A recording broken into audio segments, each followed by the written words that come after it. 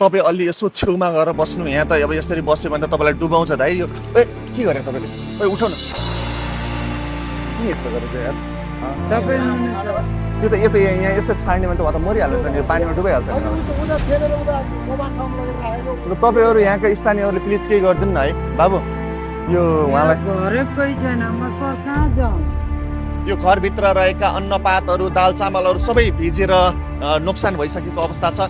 बस्ती सबै डुबानमा परिरहेको छ। यो त्रिपुरेश्वर आसपासको बस्तीहरू हो, सम्पूर्ण बस्तीहरू सम्पूर्ण घरहरू यहाँ डुबेका छन्। नडुबेको घर तपाईँ कुनै पनि देख्न सक्नुहुन्न। सबै घरहरू डुबेका छन्। घरभित्र रहेका सामानहरू सबै भिजेको अवस्था छ।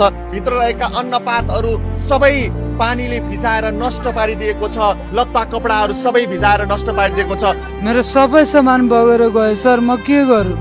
म कहाँ सुतु सर? यो पानीमा सुतु, कहाँ बस्छु सर?